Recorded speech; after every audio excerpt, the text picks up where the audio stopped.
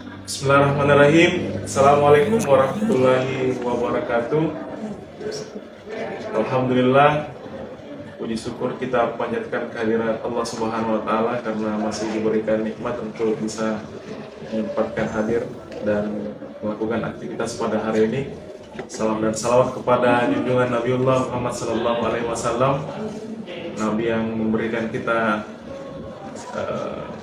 petunjuk contoh yang baik buat menjalani kehidupan dan kehidupan di dunia ini.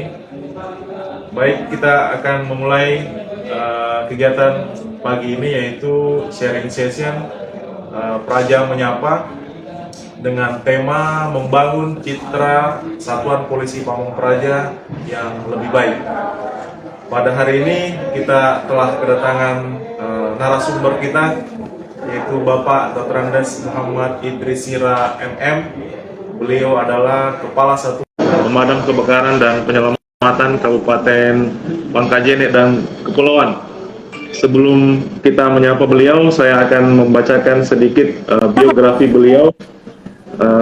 Pak Kasat ini kita sering panggilnya Pak Kasat, lahir di Pangkajene, tepatnya di 1 Januari 1972. Kemudian riwayat pendidikan, SD-nya itu beliau selesaikan di Pangkajene, kemudian SMP di Baloci, kemudian SMK di Bunguro. Kemudian melanjutkan pendidikan lebih tinggi lagi di Lembaga Administrasi Negara, menyelesaikan S1-nya, dan setelah itu melanjutkan lagi ke jenjang yang lebih tinggi lagi, yaitu S2-nya di Universitas Hasanuddin, tepatnya di Manajemen Keuangan Daerah. Baik, tanpa berlama-lama kita langsung menyapa beliau. Selamat pagi Pak Kasat. Pagi. Selamat pagi. Mungkin kita langsung ke pertanyaan pertama di sharing session kali ini, Pak Kasat. Sudah berapa lama Pak Kasat berkecimpung dalam roda pemerintahan? Kemudian tolong diceritakan mulai dari diangkat sebagai CPNS hingga menduduki jabatan Kepala Satuan Polisi Pamong Praja Pemadam Kebakaran saat ini. Silakan Pak. Bismillahirrahmanirrahim. Assalamualaikum warahmatullahi wabarakatuh. Waalaikumsalam. Dan salam sejahtera untuk kita semua.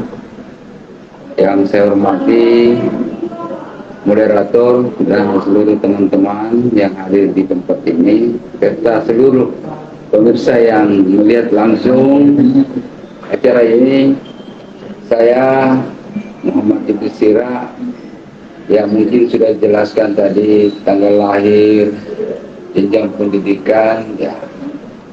Saya masuk di pemerintah daerah ini selaku CPNS pada tahun 1992, tepatnya SK CPNS saya itu 1 Maret 1992. Nah, di dalam awal melaksanakan tugas selaku CPNS pada waktu itu tahun 92, saya sampai sekarang sering menyampaikan kepada seluruh teman-teman itu kalau pada waktu itu tahun 92 itu masih kendaraan itu masih kurang. Saya dari rumah ke kantor kurang lebih 6 km itu naik tiap harinya naik mobil umum, mobil angkot. Dan alhamdulillah pada waktu itu seingat saya merasa malu kalau saya sampai di kantor itu sudah ada pimpinan. Jadi itu yang saya ingat pada awal perjalanan saya selaku CPNS. Dan saya sampai di kantor, seingat saya pada waktu itu saya langsung mengambil sapu untuk membersihkan ruangan. Nah, itu. Langsung beraktivitas Pak? Beraktivitas untuk membersihkan ruangan, sehingga sebelum pimpinan masuk di ruangannya, pimpinan sudah melihat bahwa ruangannya sudah bersih.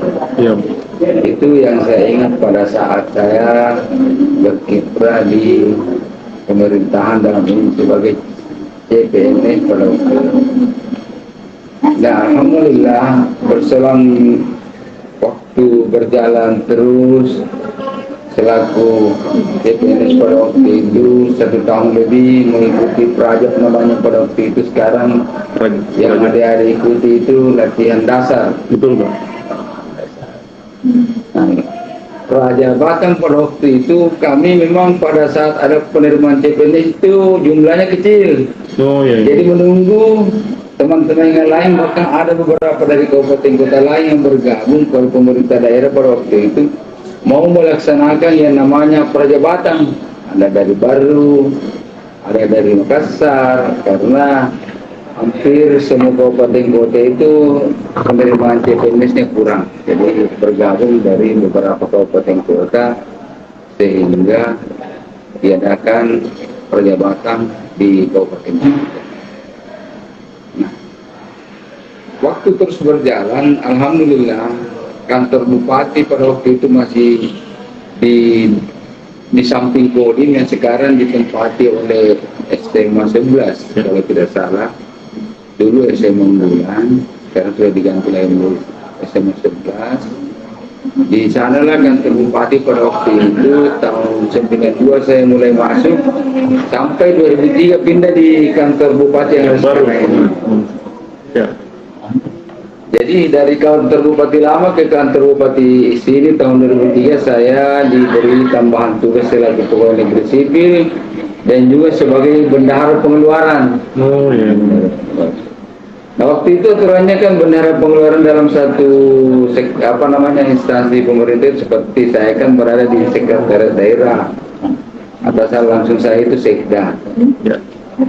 Nah, semua proses pencairan yang ada di pemerintah daerah, khususnya di sekretariat daerah dan bantuan-bantuan itu terpusat di sekretariat daerah pada waktu itu. Ya. Bantuan sosial lainnya, bantuan masjid, apa dan segala.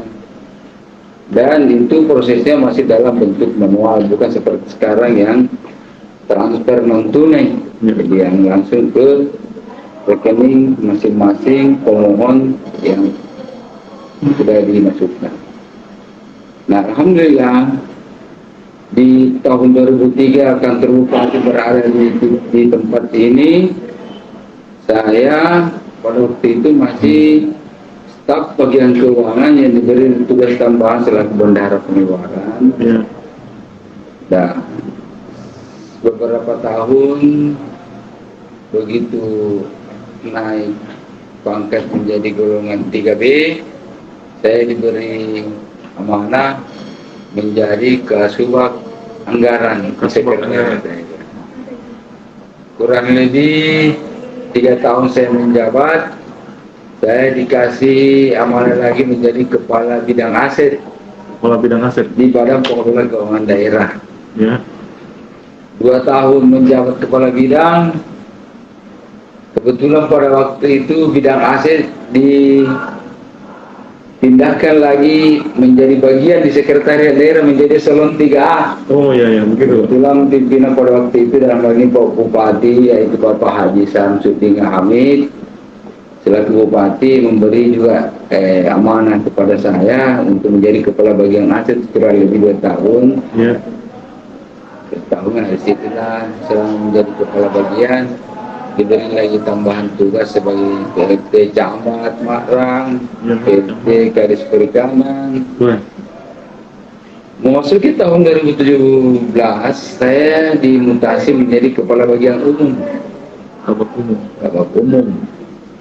Karena pada waktu itu bagian aset dilebur lagi menjadi bidang di Badan Pengelola Keuangan dan Aset Daerah BKAD. Ya. Jadi eselonnya turun lagi menjadi 3B. Saya dimutasi lagi menjadi kepala bagian umum sekaligus merangkap sebagai PLT Kepala Dinas Pendidikan selama kurang lebih 8 bulan. Kenapa? Karena saya dilantik menjadi Kepala Dinas Pendidikan 27 Juli 2017. 2017. Oh. 2017. Dilantik menjadi Kepala Dinas Pendidikan pada 2017. Saya juga dipertikan menjadi Kabak Umum, jadi definitifnya di Dinas, PP-nya lagi di bagian umum. Ya. Di situ sampai dengan LT-nya itu 27 Juli sampai 30 September. Per 1 Oktober saya bagian umum sudah ada yang penjabat baru. Jadi saya fokus di Dinas. Di Dinas ya. sampai di Diknas itu kurang lebih 3 tahun karena pertanggal 7 Januari 2020 saya dilantik menjadi asisten ekonomi dan pembangunan, Oh iya, iya. atau biasa orang sebut asisten 2. Kedua ya. Di asisten 2 merangkap lagi beberapa jabatan, dikasih sama pimpinan, kepala dinas PLT, kepala dinas BKKBN, PLT, kepala dinas di badan pengelola, PLT dinas perpustakaan, Keliling Pak. PLT direktur Perumda. Oh pernah di Perumda juga. Kurang lebih 2 bulan melaksanakan tugas selaku pelaksana tugas direktur. Nah, per 31 Desember 2021 ya, alhamdulillah pimpinan memberi amanah di Satuan Polisi Pamung Praja dan Pemalat Oh ya. sampai saat ini. Oh alhamdulillah. Baik Pak Kasat, kalau dengar ceritanya Pak Kasat tadi, kayaknya sudah sangat berpengalaman dari dinas ke dinas, dari kepala bagian dan lain sebagainya.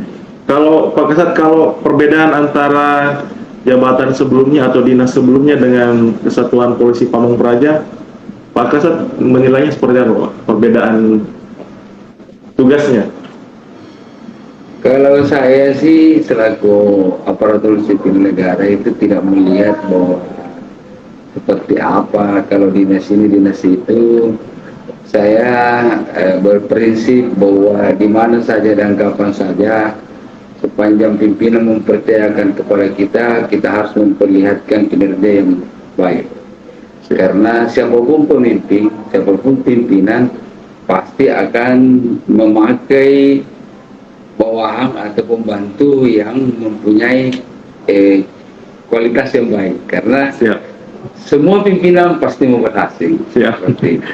Jadi saya sampaikan kepada adik-adik sekalian selaku CPNS ya berstatus CPNS sekarang ini ya harus memperlihatkan kinerja, karena kinerja itu bukan kayak apa namanya yang simsalabim, harus Ya. ya bertahap, Berproses ya Pak. berproses sampai kalau memang kita mempunyai kinerja yang bagus. Ya tentu mulai sekarang kita pertahankan itu ya pasti di mana saja dan kapan saja pasti kita dipakai untuk membangun daerah ini. Ya. Seperti itu.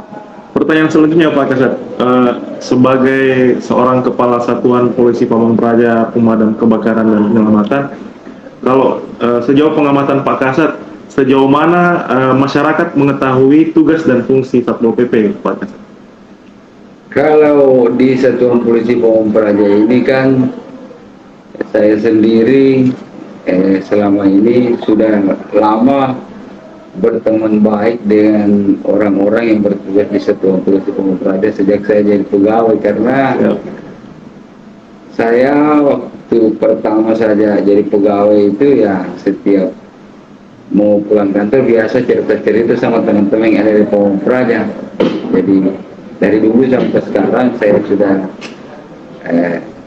apa namanya ya bersahabat atau berteman baiklah dengan baik pegawai baru atau namanya di Pamung Praja pasti sudah. Cuma sekarang ini makanya saya sering sampaikan ke kita semua bahwa mari kita meningkatkan kinerja mulai dari sekarang agar bagaimana Pamung Praja ini disikapi oleh masyarakat umum Ya. bahwa dengan keberadaan Pamung Praja itu masyarakat merasa nyaman. Ya, sebagai contoh saya sampaikan bahwa selama saya di Pamung Praja sejak Januari bertugas melayani masyarakat, ya setiap ada aduannya saya biasakan saya bilang ayo kita langsung saja perhatikan nanti administrasinya di belakang aja, karena kalau seseorang mengharapkan bantuan terus bantuannya itu kita cepat tindaki, ya tentu masyarakat itu merasa nyaman kan? Iya betul Pak. Ya, jangan sampai kalau lama sudah selesai baru datang itu kan yang tidak pas. Tapi kalau begitu ada informasi seperti yang terjadi juga di di pemadam kebakaran kan ini kan kita satu perangkat daerah. Sama halnya kalau misalnya ada telepon, ada kebakaran, ada apa penyelamatan hewan ke atau manusia, begitu menelpon kita start, nanti nyusul administrasinya ya.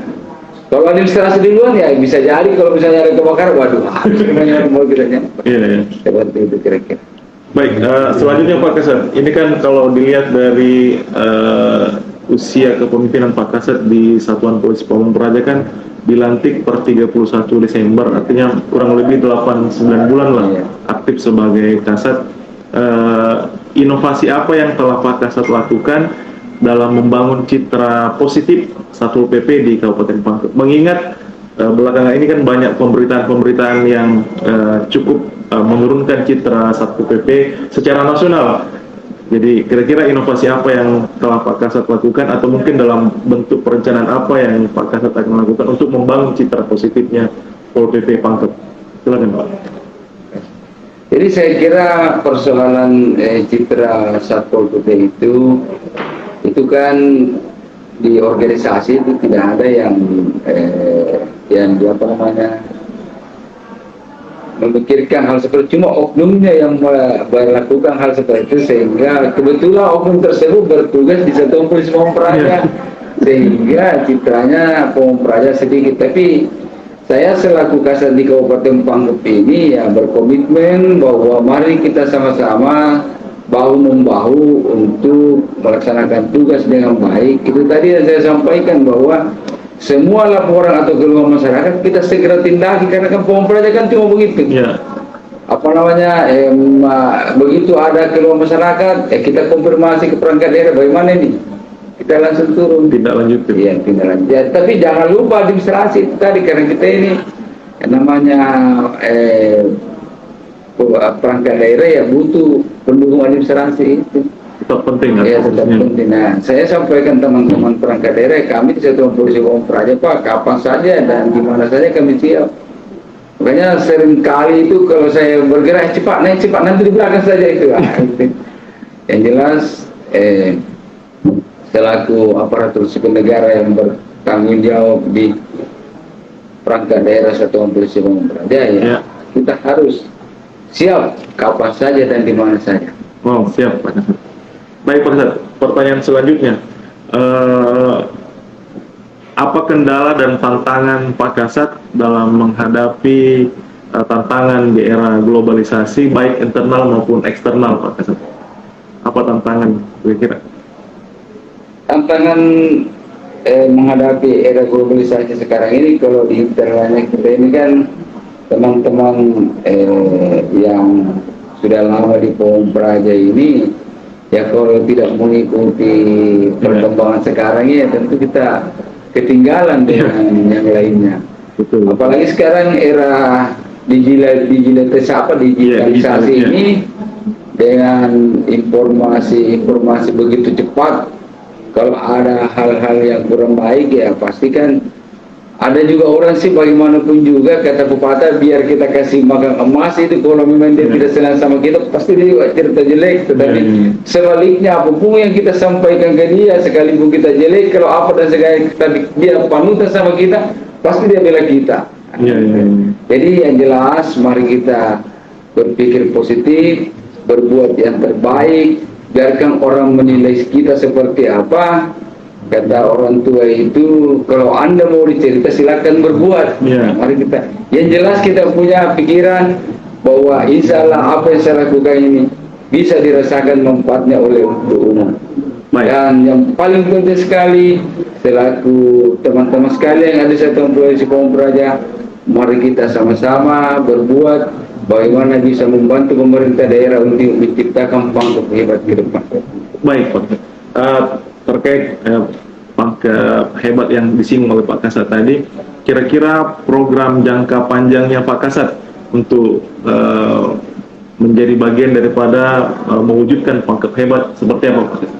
Ya, makanya saya sering kali sampaikan ke kita semua yang khusus ini, saya bilang coba lihat di di medsos apa-apa sebenarnya tugas dan tanggung jawab kita ini yang berdasarkan undang-undang yang sesuai dengan kondisi daerah kita yang sekarang ini. Ya. Karena kan ini kan masyarakat kita ini setiap ada keluhan, ada pempraja, ada itu. Padahal sebenarnya kita ini kan berkolaborasi dengan perangkat daerah yang lain. Betul. Di mana teknisnya itu ada sama perangkat daerah.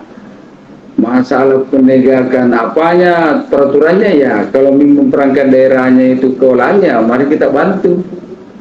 Dan kita kan punya aturan main di dalam penegakan peraturan, misalnya ada pendekatan secara kekeluargaan awalnya, terus belum berhasil, persuratan 1, 2, dan 3, baru kita lakukan tindakan.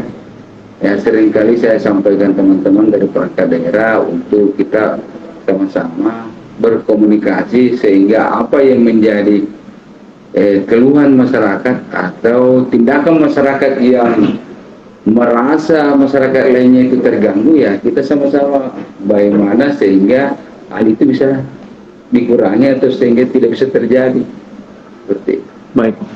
Terakhir Pak Kasat, sebelum menutup sharing session kita pada hari ini, pagi ini, apa harapan besarnya Pak Kasat ke depan dalam memimpin organisasi ini untuk meningkatkan citra baik Satpol PP di mata masyarakat?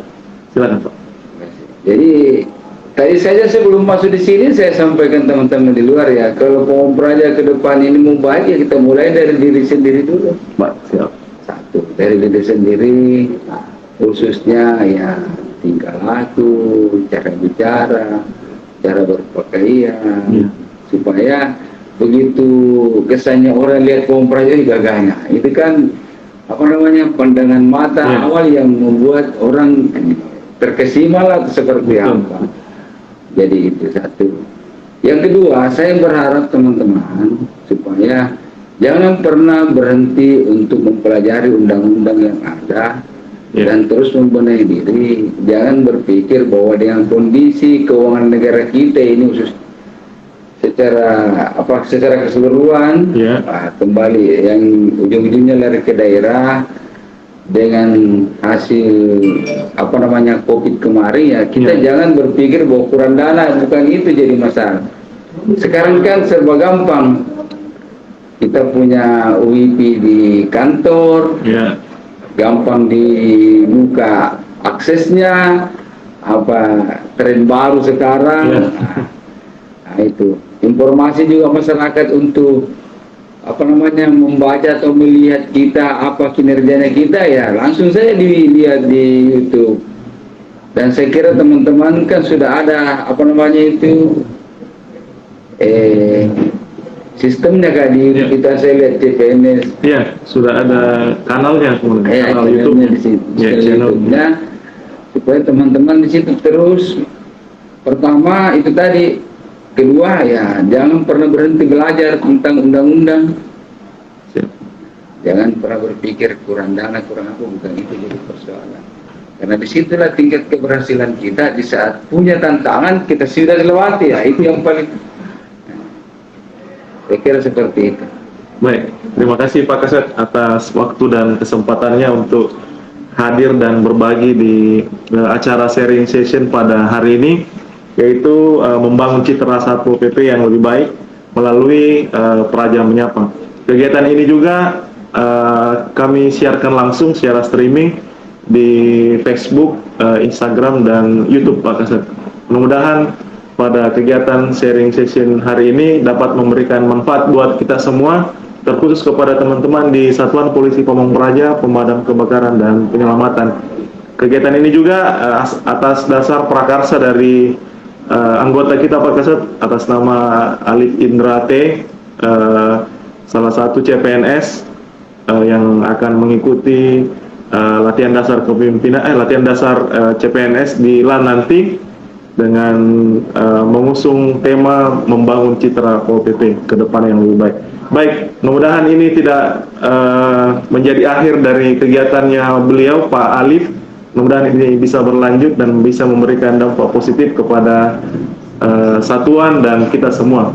Terima kasih, saya akhiri. Billahi fi sabilil haq, mastabiqul khairat. Assalamualaikum warahmatullahi wabarakatuh. Waalaikumsalam warahmatullahi wabarakatuh.